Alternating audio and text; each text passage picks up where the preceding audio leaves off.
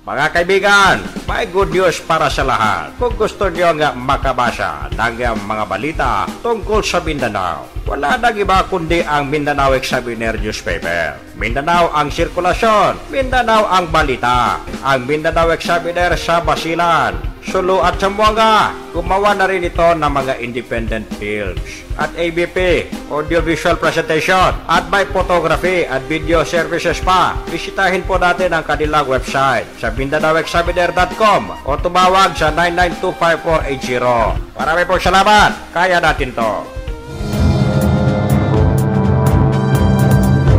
Alright, yuhuu!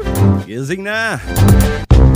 Isang magandang hapon mga kaibigan. Maganda pa kayo sa hapon. Welcome sa ating programang Radyo Mindanao. Dito lamang sa RPN D-Triple-X Roger Ronda 1008 in your AM band. Ito po niyong abang lingkod, Fafaa. Muling bumabati para sa isang oras na naman na chismisan, komentaryo at opinyon.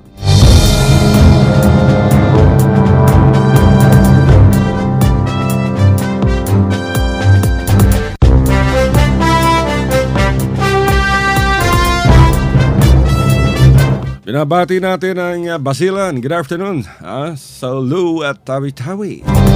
Ganoon na rin sa Sabah. Nakikinig sa atin ngayon. Sa Central Mindanao, Maguindanao, Cotabato, Sultan Kudarat, North, General Santos City, Kitapawang, Coronadal.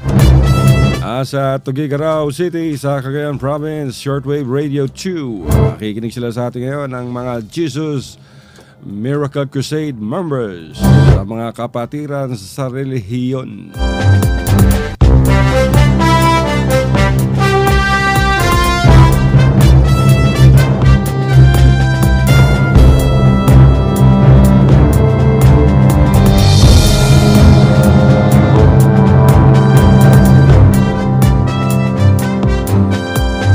Medyo maulan ngayon mga kaibigan Mas maigya kasi yung sobrang init. Pag mainit nako, ang hirap maglakad sa kalye. So ngayon medyo mamasa-masa.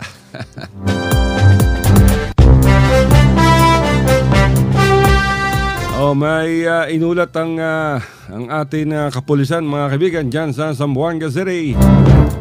Nadakip kaninang madaling araw ng pulisya sa Zamboanga ang tatlo umanong miyembro ng notoryosong Abu Sayyaf matapos na maitimbre ng isang concerned citizen ng naturang grupo.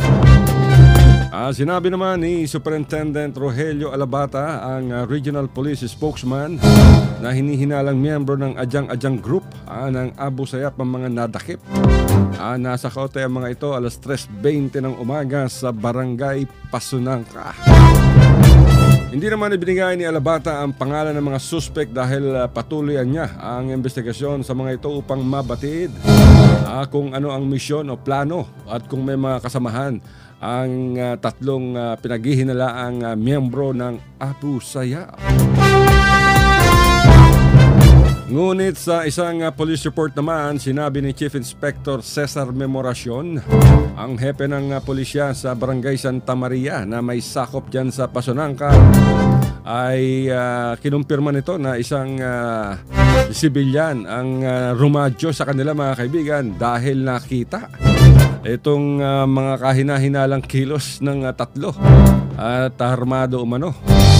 At agad namang nag-dispatch ng alagad ng batas itong si Memoracion. At doon ay nadakip ang mga suspect na sina Jamar Maing, 41 anyos, Ahmad Lawisan, 33 anyos, at Omar Tandi, 36. At sa ulat nitong si Memoracion ay nabatid na nabawi ng pulisya ang isang 38 calibre revolver, isang MK2 fragmentation grenade at isang camouflage uniform.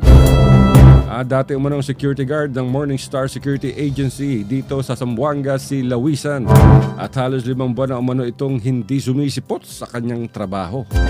Hindi naman nagbigay ng anumang pahayag ang mga suspect. At mahigpit ang seguridad ngayon mga kaibigan diyan sa Zamboanga City dahil sa opensiba ng militar laban sa Abu Sayyaf sa Basilan at Sulu na parehong kabilang sa Autonomous Region in Muslim Mindanao.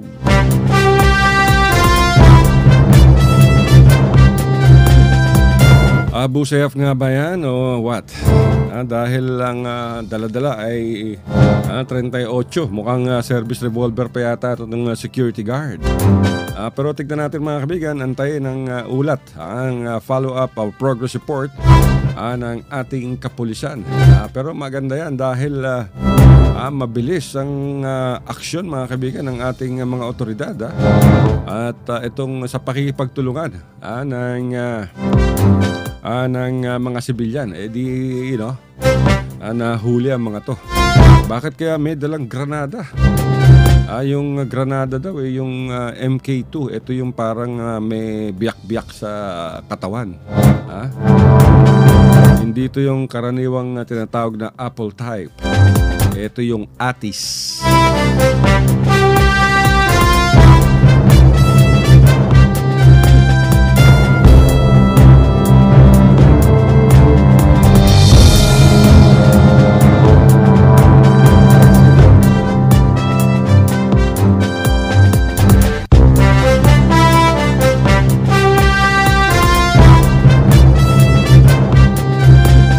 Oy, binabati natin si Tatay Digong Duterte ngayon ay nasa Jakarta siya mga kaibigan. From after ng ASEAN Summit sa Laos ay dumiretso ang Pangulo diyan sa Jakarta, Indonesia na kung saan ay nakipagpulong ito kay Widodo. At maganda ang reception mga kaibigan ng mga Indonesian sa pagdating nitong si Tatay Digong Duterte.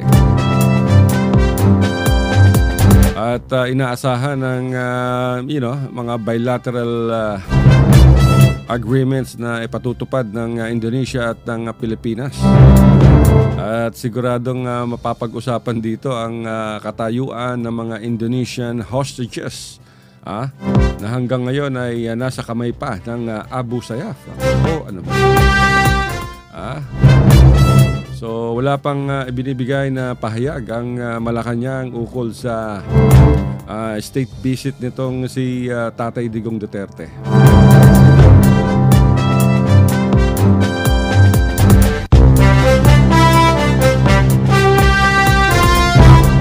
At nakipag-usap din si Tatay Digong mga kaibigan sa mga Filipino community dyan sa Indonesia.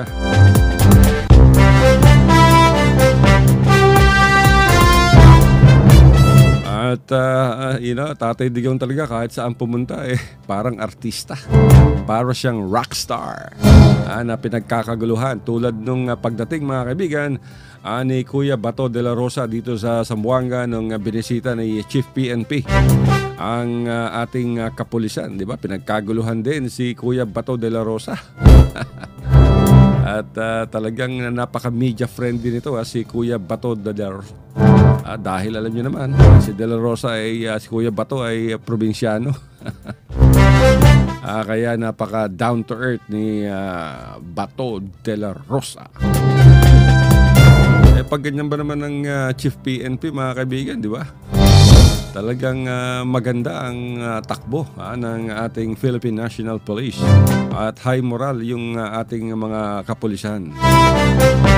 Parang dyan sa Western Mindanao, di ba si Chief Superintendent Billy Beltran ang nakaupo ngayon sa Regional Command 9 or sa Police Regional Office 9.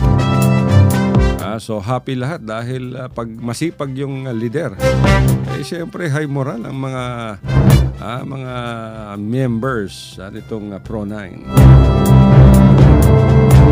Kaya sana magtuloy-tuloy ito at maganda yung itong nagaganap. So tignan natin kung makukuha ba ni Tatay Digong yung itong mga Pilipino na nandiyan sa nakakulong ngayon sa Indonesia. Dahil pumasok yung mga mangingisda nating kababayan. Kaya ngayon nakapiit. Ilang dosena rin yan. So tignan natin mga kaibigan, sana may uwi ni Tatay Digong itong mga nakakulong na mga mangingisda. At pipilitin din ni Tatay Digong na matulungan yung Pilipinang nasa death row ngayon sa Indonesia dahil sa droga. Ay sinabi naman ni Tatay Digong na talagang pakikiusapan niya ang pamahalaang Indonesia at kung hindi raw sasang-ayon ay tatanggapin din ito ni Tatay Digong. Alam niyo naman, droga. Galit na galit si Tatay Digong sa droga. Ang magagawa ni Tatay Digong dyan yung reprieve ng bilanggo. At from the death row, sana wag nang bitayin. Ayan ang sinasabi natin mga kaibigan, di ba? Pag sa droga talaga, walang magagawang magaling yan. Hindi lang natin malaman at bakit yung pamahalaan, kahit yung mga previous governments, yung mga previous administration. Pag merong nahuhuling mga Pilipino o Pilipina na may kinalaman sa droga o yung mga drug mule, nagkukumahog yung Department of Foreign Affairs na matulungan yung mga Pilipina o Pilipinong nadakip na nagdadala ng droga. Pagdating naman dito sa bansa, inuhuli ng mga alagad ng batas itong mga nagdadala ng droga. So bakit kailangan mo tulungan yung mga Pilipina at Pilipinong lumabag sa batas dahil nagdala sila ng droga sa ibang bansa? Diba? Ayan ang problema. Sa Pilipinas nga, kinukulong yung mga nagdodroga, yung mga nagdadala ng droga. Tapos yung mga mga drug trafficker na mga Pinoy at Pinay, nagkukumahog ang gobyerno upang bigyan sila ng abogado. Ano ba naman kayo? Bakit hindi nyo bigyan ng abogado yung mga nadadakip na mga drug pushers dito sa Pilipinas, di ba? Bakit pagdating sa ibang bansa, nagmamadali tayo? Nako. Alam nyo, pinasok nila yung masamang gawain na yan. So, dapat pagbayaran nila yan.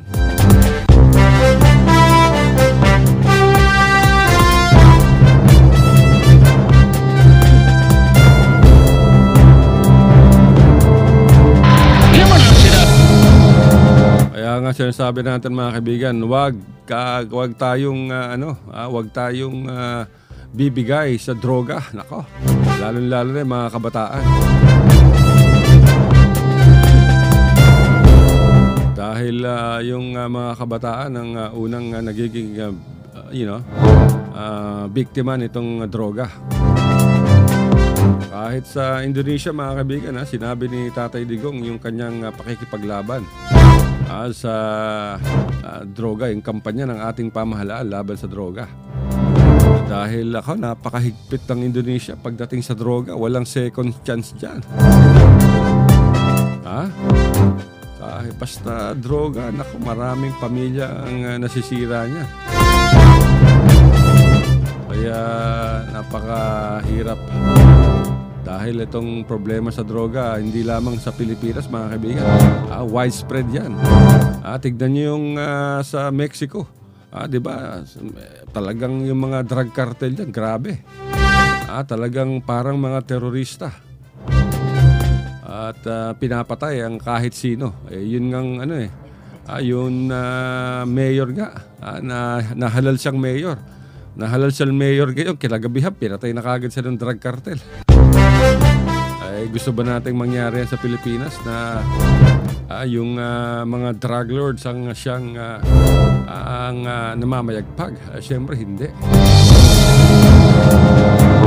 Kaya kailangan suportahan natin mga kaibigan ang ating kapulisan at ang ating pamahalaang Duterte sa pakikipaglaban dito sa droga. Upang mapuksa itong illegal na gawain.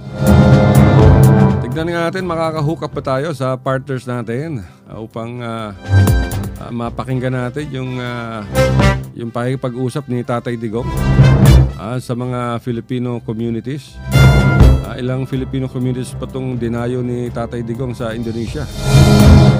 Tignan natin kung makakakuha tayo ng hook up, mga kaibigan. At yun sa pagdating ni Tatay Digong ay, gabi na yata ito dumating, madaling araw kanina. At nakipagpulong. Unang-una niyang hinanap yung ating mga kababayan. Alam niyo naman, Tatay Digong talagang pagdating sa Pilipino, mahal na mahal ni Tatay Digong ang mga Pilipino. Coming over here, ayan ang mga kaibigan, pakinggan natin. sit us in the elevator. I was just playing with my mind what would be the appropriate topic to talk to you. Well, just the same. It's the burning issue here. It was the issue before. And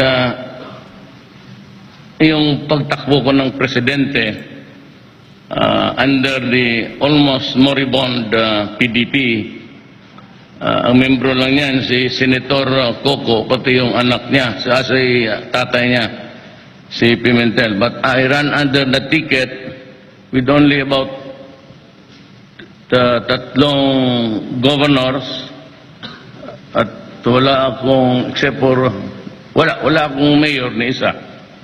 Wala akong barangay captain ni isa. Even in Davao, of course, hindi na kailangan. But in other places, 0-0 talaga ako. And twice I wanted to just say, I do not want to run. But then, the last moment, I was a substitute candidate, and I agreed to run on a substitution the last minute, the last day for the substitution. Alam mo, ganito kasi yan. Nobody in the horizon of the political arena was talking about the seriousness of the drug problem. Nobody was talking about the number of crimes committed against the innocent and helpless civilians everywhere. Nobody was talking about graft and corruption. Basta yung kanila, yung mabuting anong maganda na gagawin nila pag nahalal sila. Wala namang nagkukwento, and you were the listeners on these days. Anong gawin nila sa problema nila? Anong problema natin ngayon? So, and you must have heard that I was the favorite weeping boy until now sa drugs. Because ikaw naman kasi, kung mayor ka, wala namang mamaniwala sa siyudad ko, sa Davao City, and even elsewhere. Kung sinabi mo lang, huminto kayo kasi bawal yan. It was so widespread, and it acquired the mindset of impunity. Yung bahala na, may polis dyan, binabayaran, may mga general, yung sila na mismo. And it was being run from the outside. Yung tagang sabihin niya, where's the big fish? There ain't any in the Philippines. Doon sa labas yan. I cannot name the country because we're still talking to everybody. Right. But we have on the national matrix, yung mga muka, walang muka, pangalan lang, Elias, but 4. And they are running the operation of the drugs sa Pilipinas, doon sa kanila. Meron din silang malaking mapa, digital, at tinatawag lang nila, they can zoom in and zoom in mo sa Pandakan. Ayan, may tindahan dyan. Dyan mo i-deliver, tapos doon sa isang kanto, i-click mo nga, o dyan, kunin mo yung bayad. Ganon ang nandoon sa Pilipinas were the lieutenants and the garbage collectors. Tawag nila kasi basura ang sa distribution sa streets na. So there was really no way we can cope up with that kind of situation. And I was by a now famous actress on a short run of an X-rated film. Binibira ako niya palagi. And I know then, and I know now that talagang, kasi, alam mo, palaki ng ulo eh. Lumaki ang ulo at nag-ambisyon ng maaga. Sometimes it can really destroy you. In their desire, binibira ako ng binibira. So, again, tare, reputation for notorious. Hinayaan ko lang siya. Pero sa Davao, kasi hindi, wala kang maniwala, sinabi ko na, you know, if you do it in Davao, if you are a drug pusher, if you are a criminal, if you are a kidnapper, gun for hire, it will kill you. Wala tayong istorya dyan. At talagang sabi ko, wala na. And so, but sabi ko sa kanila, if you have the evidence, file the case in court. Doon na lang tayo mag-istorya. Huwag na dito. Kasi wala naman talaga silang ebidensya. Ebidensya nila, baril ka pala na kung may tao.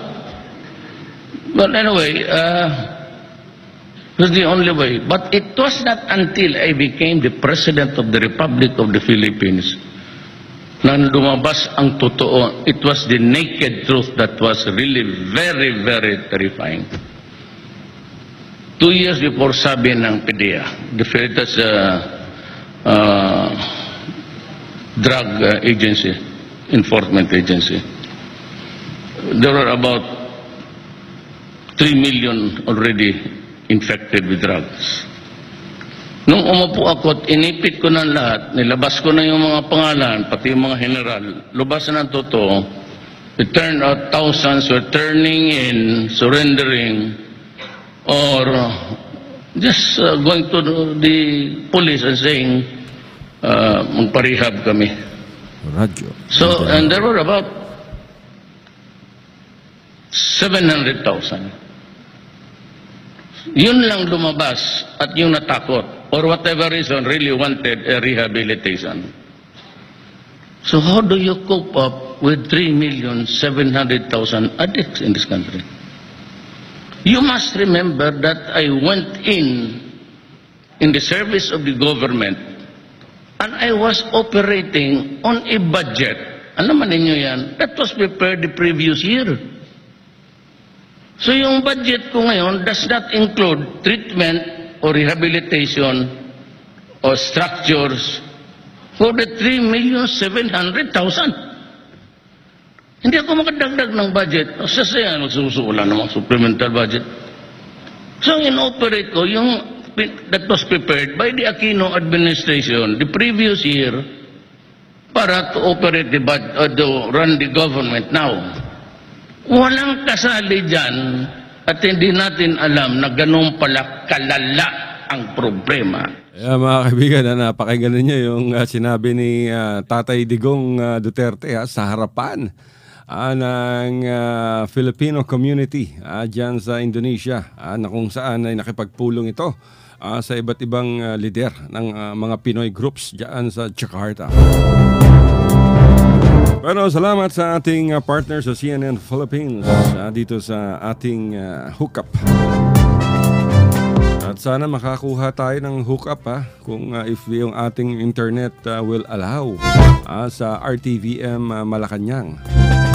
Dahil upang marinig naman ng ating mga kababayan yung talagang nagaganap dyan sa ating pagdating ng ating pagpunta ng ating Pangulo dyan sa Indonesia.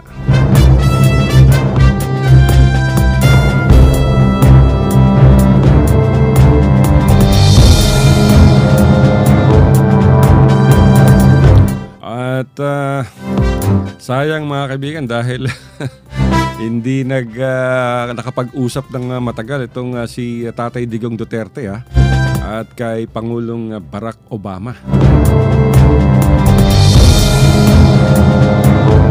Pero matapos ang naun siyaming pagtatabihan ni Tatay Digong at ni Barack Obama sa Gala Night ng ASEAN Summit, ay muli na namang sinabi ni Secretary Martin Andanar ng Presidential Communications Office ang posibilidad, mga kaibigan, na magkausap ang dalawang lider.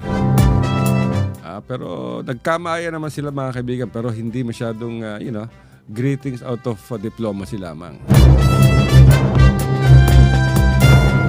Pero despite that, mga kaibigan, inamin naman ni Barack Obama sa kanyang speech na tinawag niya si Tatay Digong na very colorful person. At yung casing daw ni tong si Tatay Digong sa kanya o kay Barack Obama ay naging tila habit na lamang daw umano, sabi ni US President Barack Obama.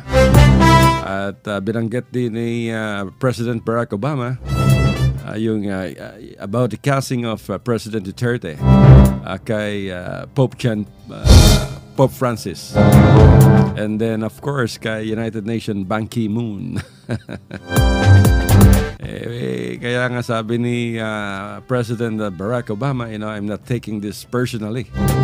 It seems to me, it's been a habit of President Duterte.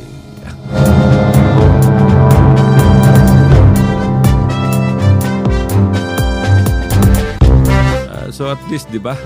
Ita nyo naman. Talagang maganda. At sabi naman ng Amerika ay rock solid pa rin, mga kaibigan, ang relationship between the United States and the Philippines. At nanawagan pa nga si President Barack Obama sa China to follow the arbitration ruling dyan sa South China Sea. Pero despite that, mga kaibigan, despite itong arbitration ruling, ay ayaw pa rin payagan ng mga hinayupak ng mga Chinese Coast Guard itong ating mga Pilipino na makapangisda dyan sa Panatag Shoal. At ang ginagawa nitong mga incheck ay sila lamang ang nagdanakaw ng mga likas yaman dyan sa naturang karagatan.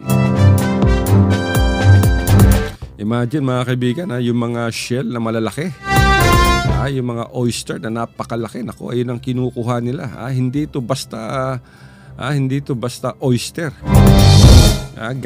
Gigantic oyster to.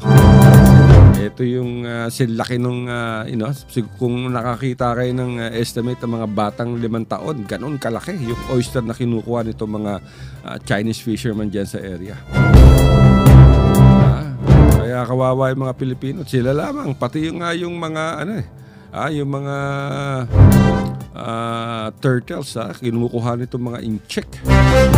Samantalang yung ating mga Pilipino na traditional fishing ground ng bansayang lugar dyan, pinagbabawalan. So talaga makikita ninyo, mga kaibigan, kawawa ang Pilipinas. Pero nagsimula itong pag-build up ng military facility ng China sa panahon nitong si Gloria Arroyo. Totoo yan, mga kaibigan, dahil matagal na naming sinusubaybayan yung Spratlys, yung South China Sea issue. At then yung mga nilalabas na mga satellite photos ng mga Chinese structures dyan sa mga lugar. At makikita ninyo through the years na talagang dumami ng dumami ang military garrison nitong mga incheck na unang sinabi ng China ay pawang mga shelters lamang ng mga mangingisda nila. Pero in the end, nagkaroon na ng mga satellites, nagkaroon na ng mga submarino, nagkaroon ng mga barko, nagkaroon na ng mga sundalo, at talagang kinamkam na nitong mga Ganida incheck ang ating mga isla.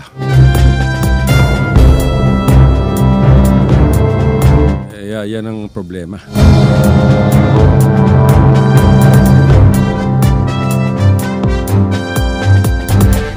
So tignan natin, mga kaibigan, kung hanggang saan ang Pilipinas.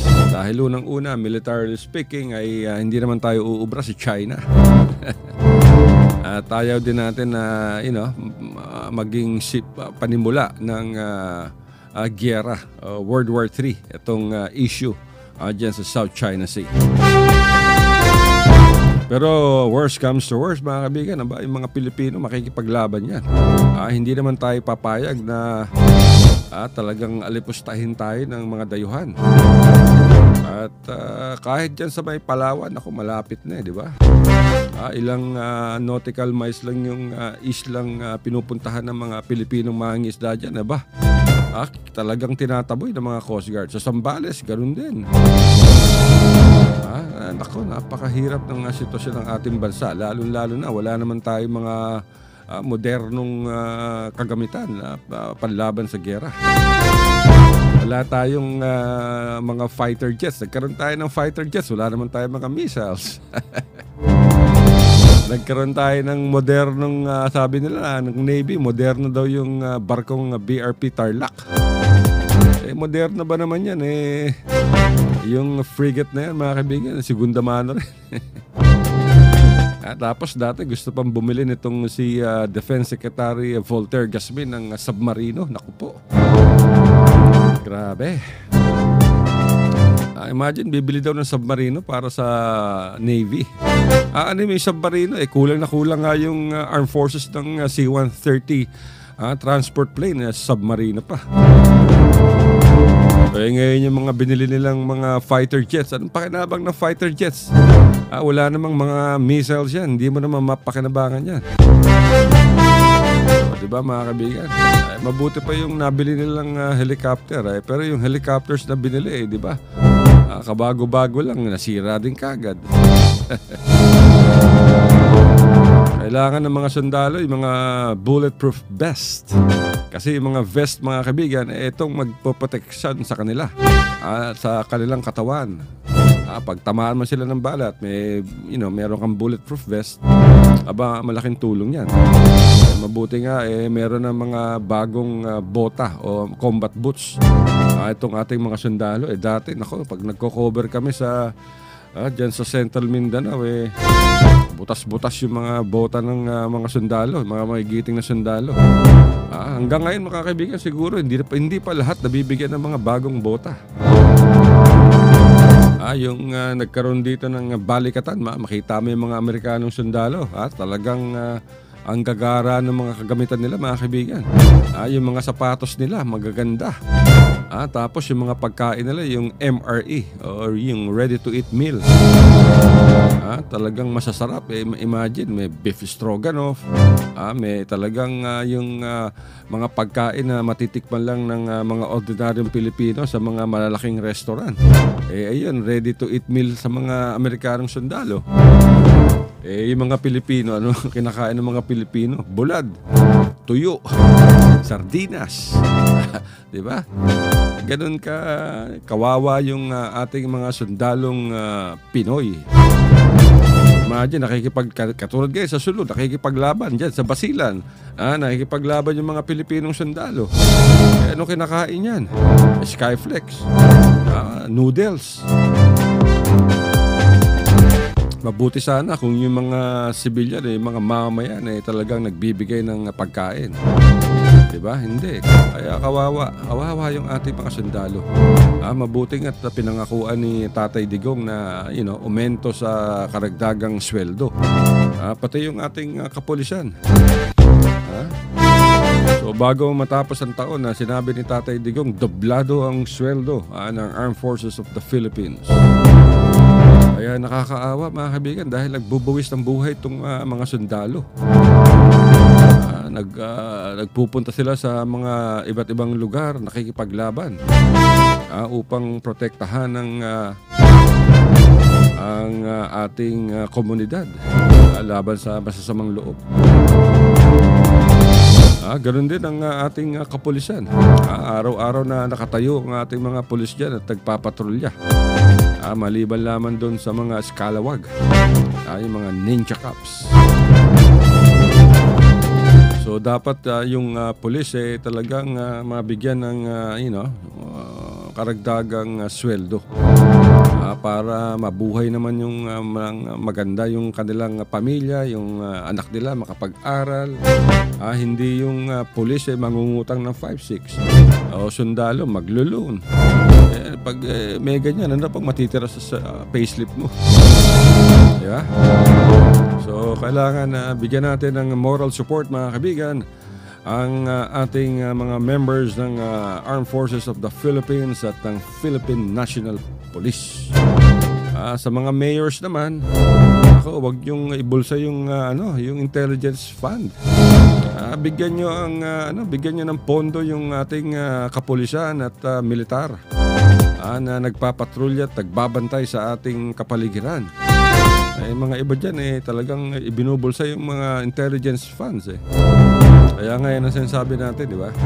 Kailangan magkaroon ng breakdown yung intelligence fund at the end of the year, kaya quarterly, saan ba ginastos ng a certain local government unit ang intelligence fund. Hindi yung makikita na lang natin yung mga local executive, government executive, mayroon ng 3 kotse, 5 pick-up, magarang bahay, maraming alahas, tapos yung mga pulis niya hindi makapagpatrolya kasi walang gasolina yung kotse, walang gasolina yung motorsiklo, walang bala, limitado ang bala. Nako. Kaya yung intelligence fund, mga kaibigan, dapat talaga idaan to sa audit. Yan lamang ang paraan upang talagang masiguro ng mga mamamayang Pilipino na napupunta sa maayos itong mga salapi na galing sa mga taxes, mga kaibigan. Galing sa taxes ng Pilipino yan.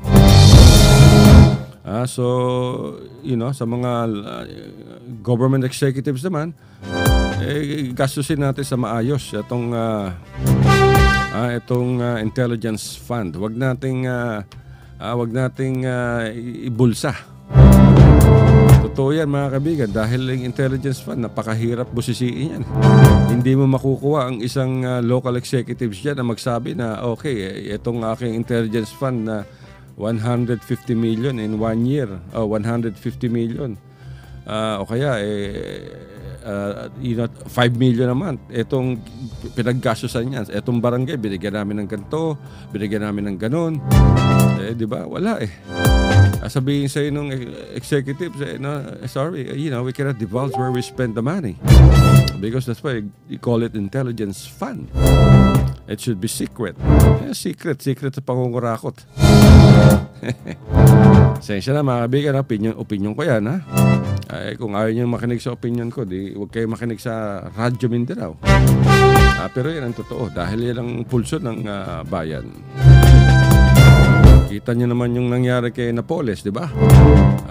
Talagang ninakaw ng mga kongresista at senador yung mga pera na dapat sana'y nakalaan sa mga infrastructure projects. Nako, grabe. Imagine kung magbigay ng pondo itong itong mga politiko kay Napoles, for example, 100 million. Ang hinihingi pa, more than mga 60% pang kickback ng hinihingi. Matitira dyan, 40%. Yung kunyari, 100 million, merong proyektong ipapagawa. Kunyari, mga 20 meters na bridge. So sasabihin ng politiko, okay, ito 100 million yan pondo na polish, na polish. Tapos bigyan mo ko ng 60%. O kaya 70%. O kaya 60%. Siyempre na polish, okay, no problem. Dahil may kakuntsaba siyang taga sa DPWH or whatever agency ng gobyerno na makikinabang dyan sa PDAF na yan. So matitira 40%. O sa 40% yan, kukuha pa yung mga nasa government agency. Siyempre may kickback sila. Aproban nila yan Sila magpapatupad yan. Kukunan pa rin na polish yan. Nako. Ano pang matitira dyan? 20% para sa isang tulay. Baka yung tulay na yan, instead na maging konkreto yan, gawa na lang sa kahoy. Ang dami kayang mga mambabatas ang nakinabang sa PDAF. Maswerte lang yung mga ibang mambabatas dahil hindi na sila congressman.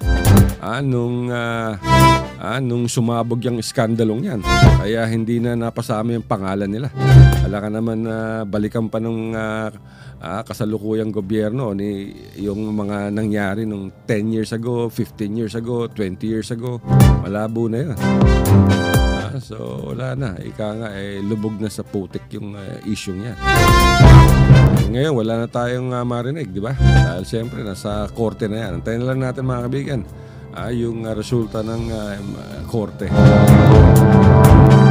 Dahil mahirap pag-usapan niya at baka ma-subjudice tayo dyan. Pero itong sinasabi ko, opinion lamang ito. Walang kinalaman to sa kasalukuyang kaso na kinapapalobaan itong si Napoles. So yan mga kaibigan, at malinaw na malinaw yan. Walang kinalaman tong ating opinion, itong ating komentaryo sa mga kasalukuyang kasong dinidinig sa iba't ibang korte.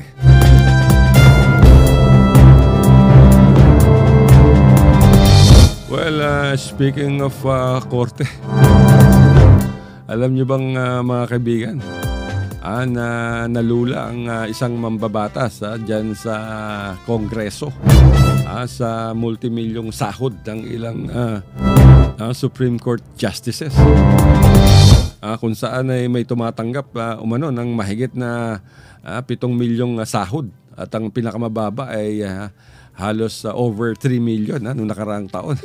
Grabe. Pinanonood natin yung hearing dyan sa Kongreso sa pagdinig ng House Appropriation Committee sa 32.5 billion budget ng hudikatura. Ay tinawag naman ni Congressman Harry Roque na disturbing ang napakalaking allowances at sahod ng mga Supreme Court Justices. At ito'y matapos na ilabas ng Commission on Audit yung kanilang 2015 report on salaries and allowances ng mga government officials. Sabi pa ni Congressman Harry Roque, imagine yung ulat daw ng report ng COA talagang kagulat-gulat. At talagang tinukoy pa nito si Supreme Court Associate Justice Diosdado Peralta na tumanggap ng kabuuang 7.8 million allowance and salaries. And then sinundan daw ito ni Associate Justice Lucas Bersamin na tumanggap naman ng 5.89 million na sahod at allowances nung nakaraang taon. Habang ang pinakamababa naman na sweldo itong si Supreme Court Associate Justice Marvic Leonen na mahigit na 3 million lamang ang natanggap. Okay, kaibigan natin si Justice Leonen na dati itong pinuno ng Government Peace Panel. Sinabi pa ni Roque na pareho lamang ang tinatanggap na sahod ng mga Supreme Court Justices at Congressmen na 90,000 pesos bawat buwan. Kaya alarmado naman itong si Congressman Harry Roque nang malaman niyang ganun kalaki ang tinatanggap ng mga justices. Sabi niya ni Roque, I'm only receiving 90,000 a month, so it should be 1.1 million under the revised government salary and standardization scheme. Pero nagulat siya. Pero nagduda naman dito mga kaibigan si Supreme Court Deputy Administrator Raul Villanueva. Tignan natin kung saan hindi lamang yung mga Supreme Court Justices sa malaking sweldo. Katulad nga sinabi natin, pati yung SSS, GSIS, nako. Kung sumweldo yung mga nakaupo dyan mga kaibigan, akala nyo mga milyonaryo. Samantalang yung mga members ng SSS at ng GSIS halos hirap. Mag-loan ka ilang buwan, 2 buwan, magkano lang ma-loan mo, tapos babayaran mo for how many years. Samantalang yung mga nakaupo sa SSS at GSIS maghihintay na lamang sila ng sweldo at allowances. Wala pa dyan yung mga per dime pag nagta-travel sila. So kita nyo mga kaibigan kung gaano kalalaki. Samantalang Tayo hanggang ngayon nasa minimum wage pa tayong mga manggagawa. Yung mga iba halos hindi makasahod ng tama. Diba? At tulad ng dinidiscuss natin the other day, yung mga nagtatrabaho sa hotel, may sumisweldo ng 200, mababa sa 200. Yung mga nasa mga department store, diyan sa Zamboanga. Yung mga Chinamen. Yung mga nagbebenta ng mga palsipikadong mga produkto. Ang sweldo ng mga yan, 120, 140 pesos a day. Ay nako. Hindi natin malaman kung bakit nagbibingi-bingihan, nagbubulag-bulagan to Department of Labor and Employment. Ang masakit pa nito, kung meron nagreklamong empleyado, bibigyan ng dole ng isang buwan para magkaayos yung empleyado at yung employer. Kunyari si Nino Carandang nagreklamo sa kanyang employer, sa kanyang agency. Dapat ang sweldo niya talaga dapat 280 minimum wage. Kaya tinatanggap niya lang 200. So nagsumbong ngayon si Nino Carandang sa Department of Labor. Yung Department of Labor naman tinawagan yung may-ari ng kanyang agency. Kunyari ang may-ari si Ramil Kamay. Si Don Ramil Kamay. Di pupunta ngayon yung si Don Ramil Kamay dyan sa Dole upang komprontahin tong si Nino Carandang. Di nagkakaroon ng mediation niya, nag-uusap-usap. Pero tong si Don Ramil Kamay, nagkagalaiti na. Ikaw pala, nag-report ka pala sa Dole, ha? Sige ka. Di ang tendency niyan, pagbalik mo sa trabaho, tanggal ka na. So pagtanggal ka na, ano pang magagawa? Sabihin ng Dole, patatawagin uli ang may-ari, si Don Ramil Kamay. Bakit nyo tinanggal to? Hanapan niya ang butas naman ni Don Ramil Kamay. Insubordination, sasagot na sagot sa akin. Ako may-ari, ako supervisor, sagot ng sagot sa akin. So ground na yan mga kaibigan para matanggal ka. Pag tinanggal ka, problema, maghahanap ka na naman ng trabaho. Saan ka maghahanap ng trabaho? Di ba? So maraming mga empleyado ang hindi nagsusumbong at nagtitiis na lamang. So kung ganyan ang ginagawa ng mga employers, talagang walang mangyayari. Katulad yung mga daming gasolinahan dito mga kaibigan. Subukan ninyo, magtanong kayo. Magkano sinisweldo ng isang gasoline boy? 160. 160.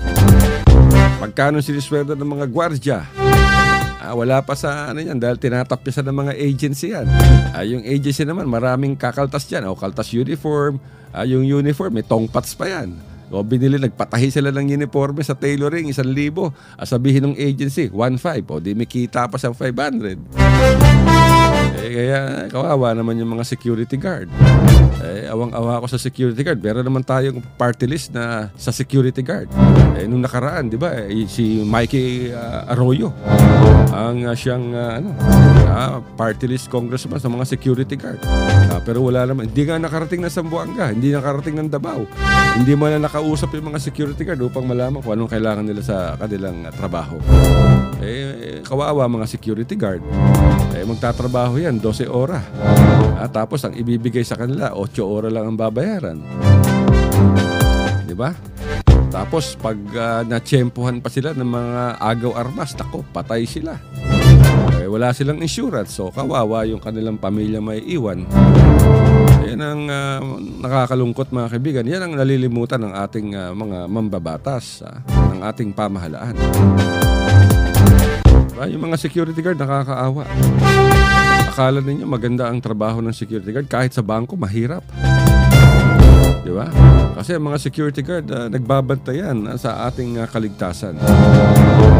So tignan din to ng kung ano pa bang may security guard ngayon? Susya. Di ba? May mga dati padpaw Susya na yata ngayon. So tignan natin yung pag meron tayong gwardiya, yung mga negosyanteng nag-e-employ ng mga security guards, mga private security guards, bigyan nyo ng allowance. Hindi naman dahil sumisweldo sila, hanggang doon na lang yun. Bigyan natin ng allowance. Yung security guard natin, magkano ba sweldo? Magkano sweldo sa isang buwan? 4,000? Kulang yung 4,000. Diba? 4,000 sweldo ng security guard. Tapos marami ka pang girlfriend. Yari na. Kung binata ka naman siyempre bibigyan mo yung magulang mo. Diba? Ay, kawawa naman. Tapos kulang pa sa training yung mga security guard, walang insurance. 'Di ba? Pag nabaril ka, naku, kawawa ka. Magkano sweldo ng security guard? 400 a day. Mabuti. 400 a day? Naku, magsi-security guard na lang ako.